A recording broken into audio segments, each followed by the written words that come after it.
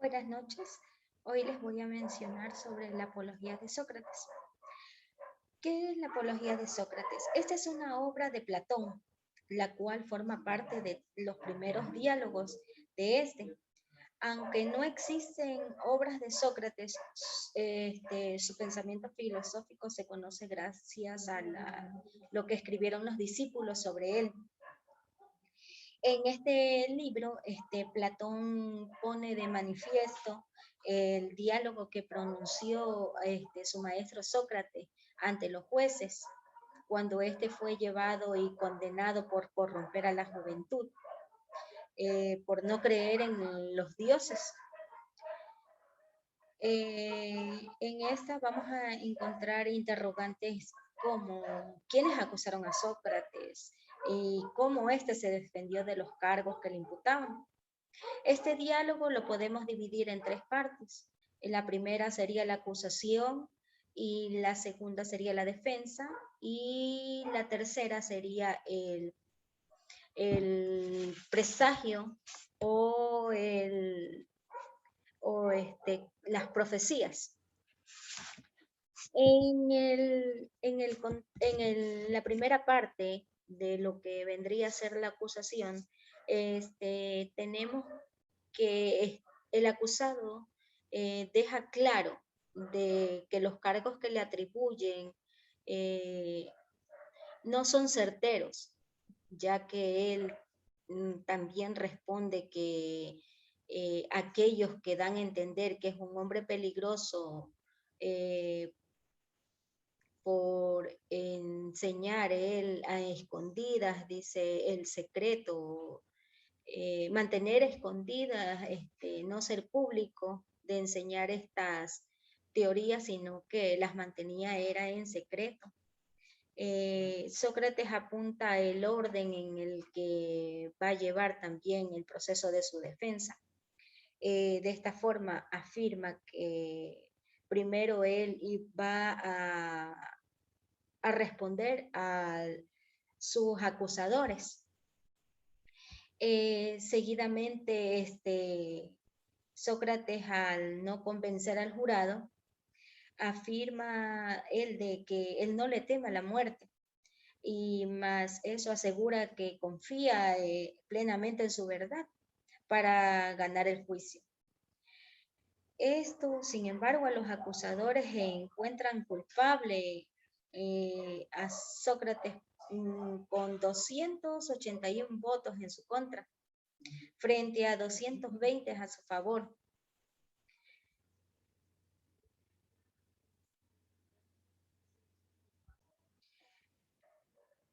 Los acusadores en la defensa de Sócrates distinguen entre dos tipos de acusadores. Por un lado, los antiguos acusadores o los acusadores anónimos denominados, y los cuales han esparcido calumnias sobre él durante años. Y por otro lado, los nuevos acusadores.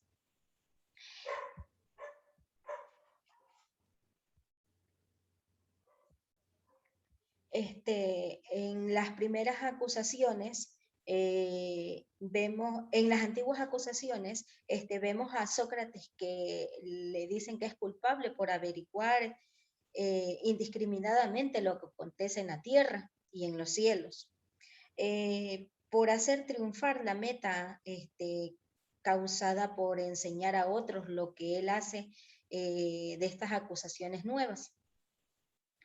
Entre las acusaciones nuevas, a Sócrates lo culpan de corromper a los jóvenes, de no creer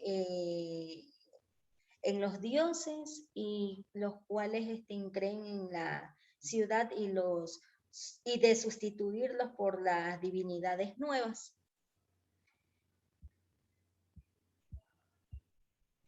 Entre los acusadores tenemos a Meleto, un poeta, a Nito, un político, y Lincoln, un orador. Las acusaciones son la impiedad, que esto quiere decir de que por no creer en los dioses, del Estado a quienes supuestamente sustituía con extravagancias demoníacas. Y la corrupción de los jóvenes, pues muchos jóvenes lo seguían y se habían convertido en sus discípulos.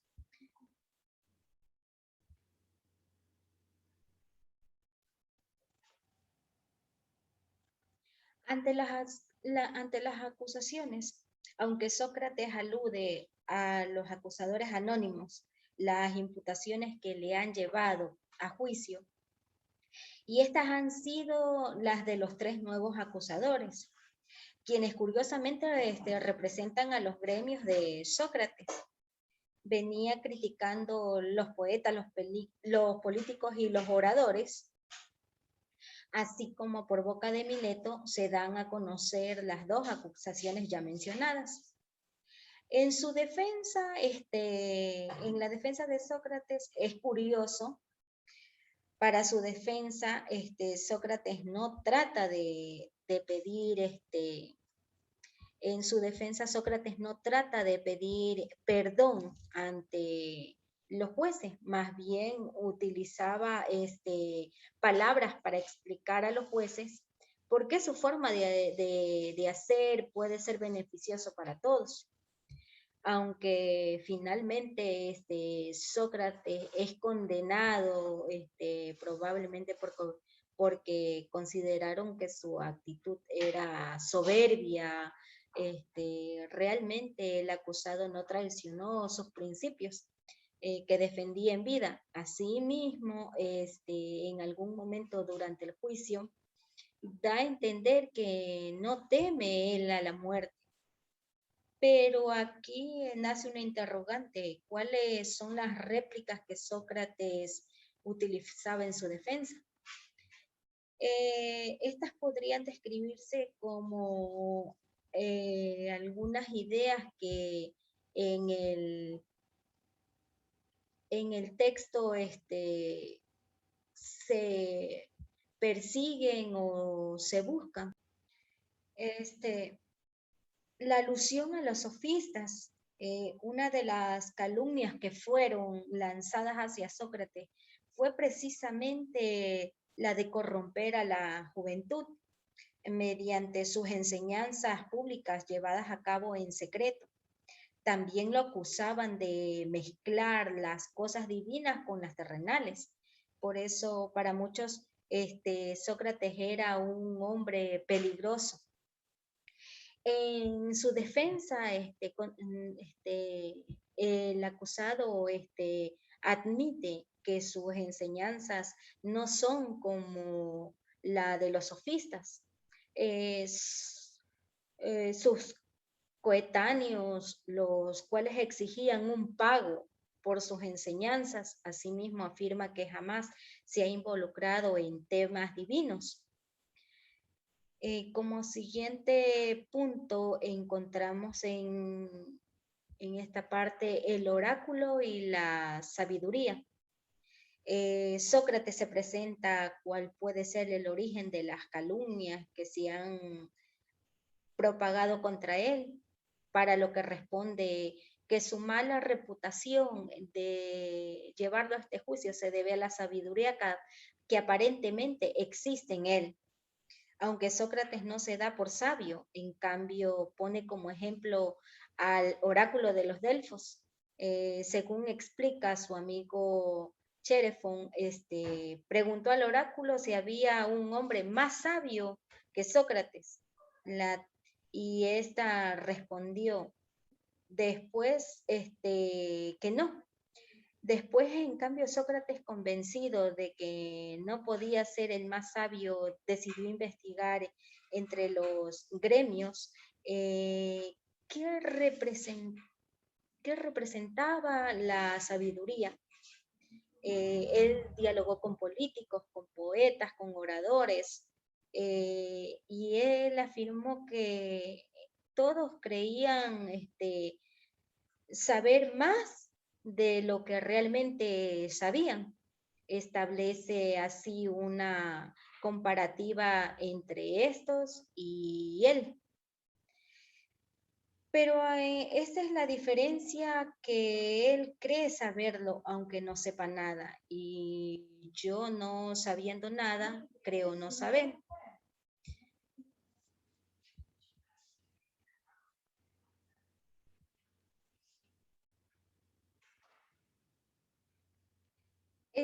Aquí en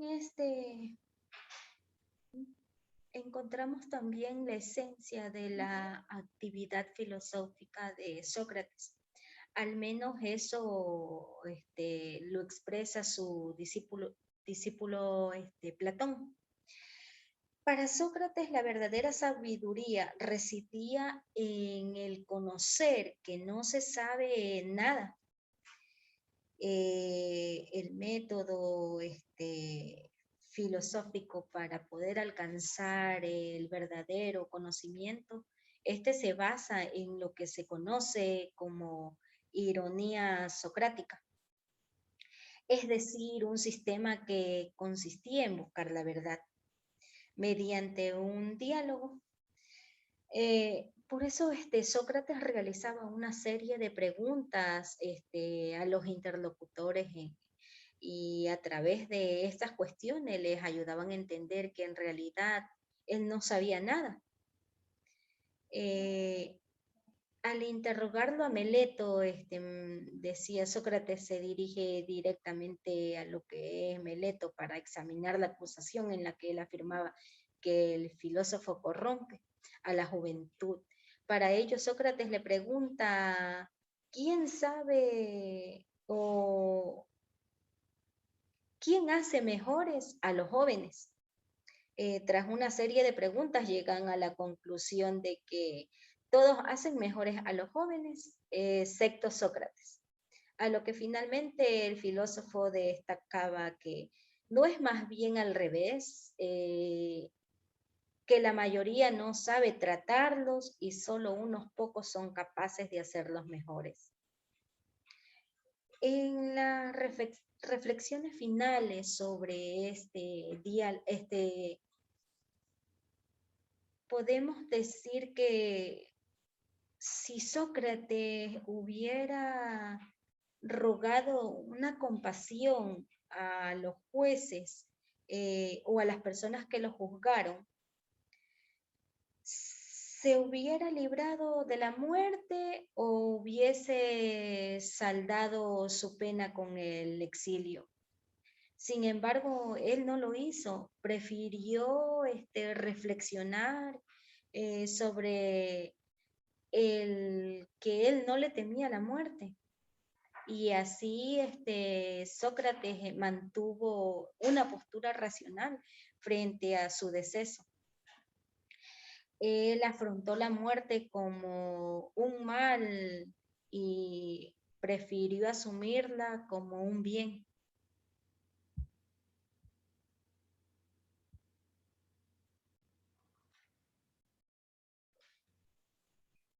Ahora tenemos el diálogo de Menón. El diálogo de Menón comienza cuando Menón pregunta a Sócrates lo siguiente: ¿la virtud se adquiere mediante la enseñanza y el ejercicio, o es la naturaleza la que se le da al hombre? Es esta interrogante la que realiza Menón a Sócrates. También menciona que aquellos como Gorgias responden con tal seguridad a lo que se les pregunta. Es por ello que ante tal pregunta, Sócrates afirma estar totalmente perplejo, lo que hace que le resulte imposible el poder dar una contestación definitiva. Por ello afirma de que no solamente no sabía él si se enseña, sino que no tiene la menor idea de lo que ella puede ser. Y sin saber lo que es, continúa Sócrates como pregunta, dice, ¿cómo me iba a ser posible conocer sus cualidades o características? Esto sucede, dice, lo mismo, que si alguien pregunta si Menón es hermoso, rico o noble, o si él no supiese quién es ese tal Menón. En definitiva, Sócrates se muestra desde un principio como ignorante ante estas interrogantes. Y acerca de lo que es la virtud, en cambio, él dice, pero afirmando al mismo tiempo, él piensa que no haber encontrado a nadie que realmente lo sepa, sino que como Menón muestra su extrañeza ante tal afirmación que le hace Sócrates, eh, cita a Gorgias como un maestro de la virtud. Y esto parece ser evidente que si él es un maestro que enseña lo que es la virtud, debería saber lo que es.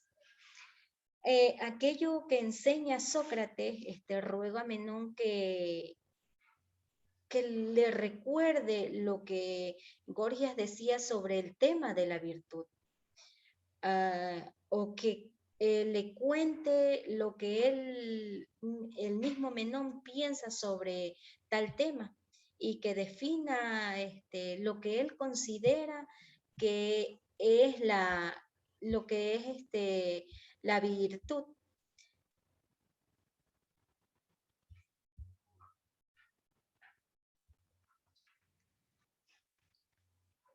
Ante su primer intento, al querer Menón obtener una versión coherente de lo que es la virtud, se atiene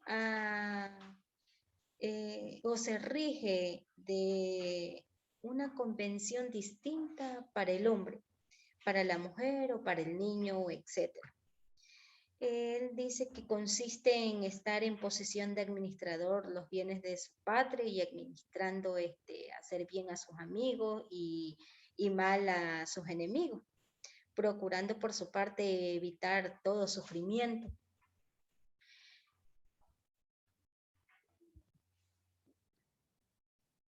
En su segundo intento, Menón, en cambio, sigue con la definición de la virtud. Menón hace una reformulación a su definición para que sea general.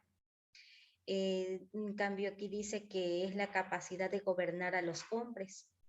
Ante una nueva definición, en cambio aquí Sócrates muestra la contradicción, pues el esclavo no manda y el que manda debe hacerlo con justicia. La cuestión es si la justicia es la virtud o una virtud concreta. En cambio aquí Menón enumera como virtudes la valentía, la templanza, la sabiduría, la magnificencia, y Sócrates en cambio demuestra la necesidad de encontrar la identidad en lo múltiple o lo pluralmente. Como tercer intento de Menón ante la definición de virtud, dice que la virtud sería el deseo de las cosas bellas y la capacidad de procurárselas. En cambio, Sócrates refuta que la primera parte de esta definición, él dice que la belleza es aspira al bien. Todo el mundo pretende alcanzar el bien, salvo las personas ignorantes o el que ignora, aparece ante la idea de que virtud es saber, el intelectualismo social. Pues él también nos menciona que es común entre todos los hombres, no permitir distinguir la virtud.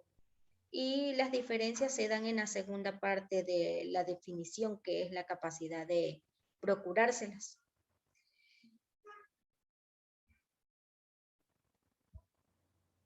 Pero ¿cómo se las procura o cómo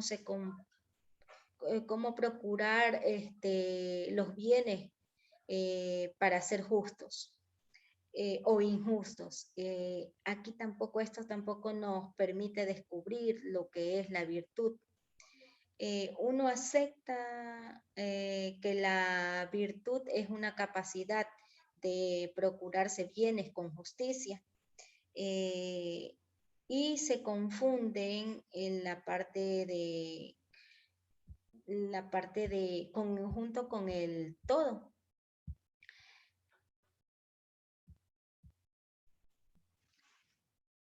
Sócrates aprovecha para recapitular los argumentos anteriores, y ni el conocimiento ni la opinión verdadera se pueden dar por naturaleza.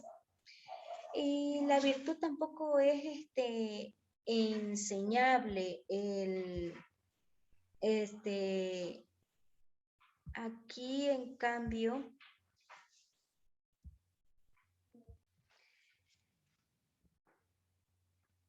la ironía socrática se crea por confusión, y Menón compara a Sócrates con un pez que entorpece y confunde a los demás. Sócrates a su vez afirma que Menón es bello, lo que le lleva a ser exigente.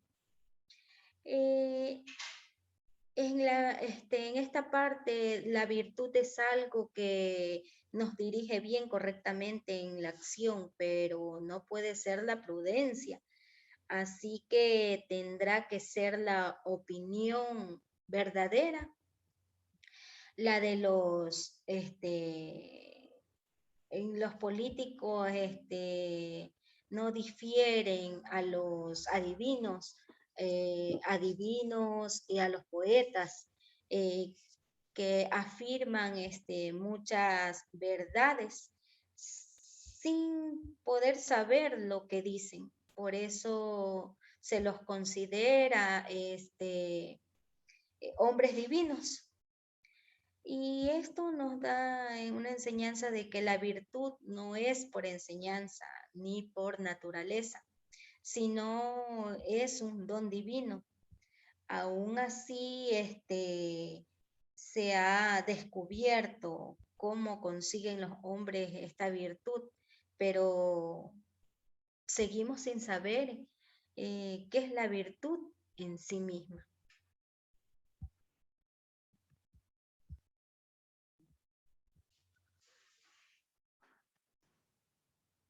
Ahora les voy a mencionar sobre el diario de vida de Epicteto. Esta es una recopilación de uno de los maestros, del maestro Epicteto, el que después de muerto, uno de los, se podría decir, uno de los discípulos, eh,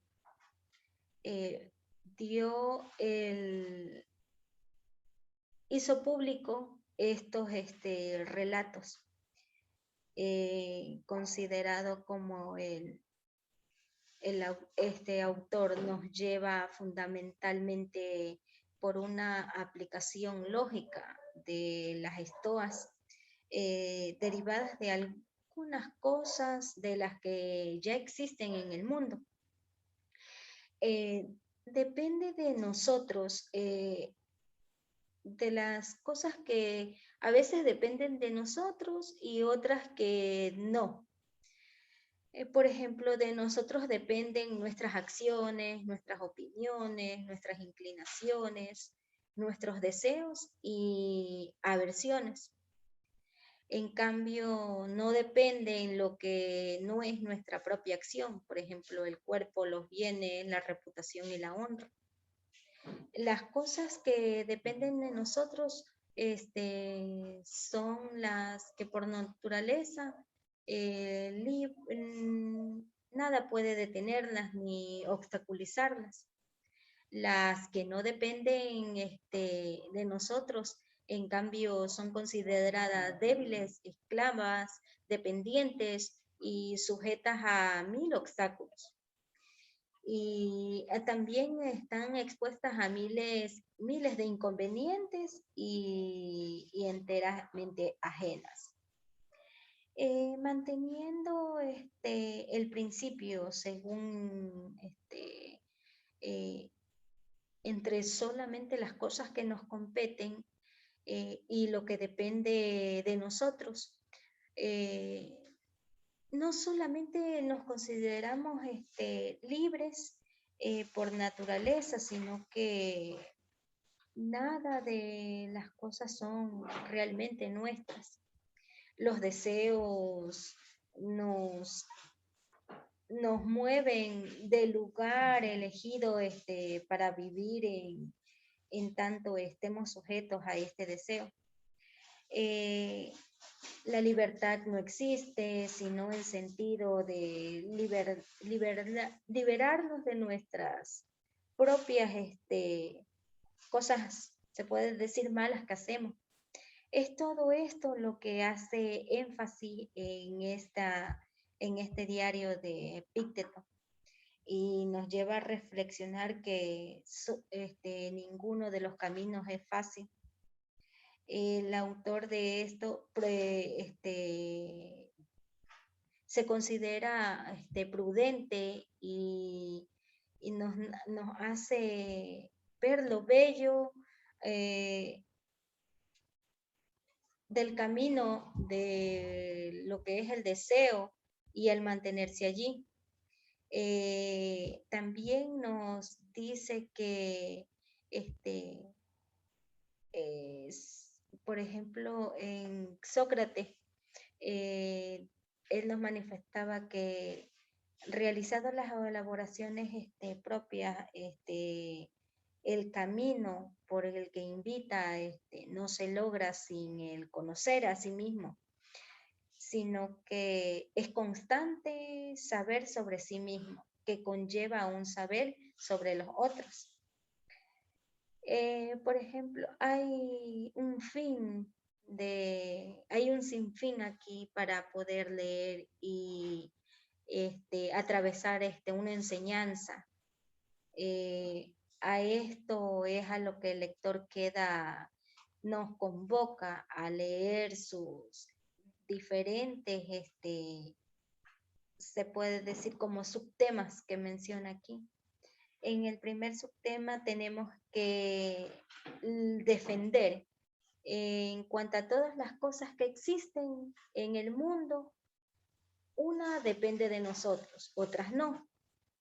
De nosotros depende nuestras propias opiniones, nuestros propios movimientos, nuestros deseos, nuestras inclinaciones y nuestras aversiones. En una palabra, todas estas muestran acciones. El desear. Recuerda pues que el objeto de los deseos es obtener lo que uno desea, lo que anhela, lo que no te lamentarás de nadie, no acusarás a nadie. Y son como reflexiones que nos enseñan se podría decir, hacer conciencia de lo que realmente esta significa. Tenemos también lo que es la verdad. Ante cada una de las cosas que te divierten, que sirven para tus necesidades o que amas, no olvides decirse a uno mismo lo que ellas verdaderamente son. Estas incluso para las cosas más insignificativas. Si amas un cántaro, ¿qué amas? Un cántaro, y si él se estropea, él nos lleva a a tomar conciencia de que si amas a tu hijo o a tu mujer, tiene uno que decírselo a uno mismo, eh, que amas a un ser mortal, que si acaba por morir no te turbarás. En la herencia, cuando estés por emprender alguna cosa, pon en tu pensamiento lo que para ti es la cosa que vas a hacer. En opinar, cambio, dice, lo que turba a los hombres no son las cosas, sino las opiniones de ellas que se hacen. Por ejemplo, la muerte de algo terrible, pues si lo fuera, en cambio Sócrates le hubiera parecido terrible. Por el contrario, lo terrible es la opinión de que la muerte sea terrible. En los bienes, no te hartes de ningún mérito ajeno. Si un automóvil dice con orgullo, soy bello, sería soportable. Pero tú cuando dices con orgullo, tengo un bello automóvil, sabrás que es de tener un bello auto de lo que te alegras o de lo que te hartas. El desear, así como un viaje por mar, cuando tu barco encuentra un puerto y se te envía por agua, puedes por el camino recoger mariscos o acumular champiñones, pero no dejas tu pensamiento del barco. No lo dejas volteado, sumergido de cabeza o temeroso de que el capitán no te llame. El desear.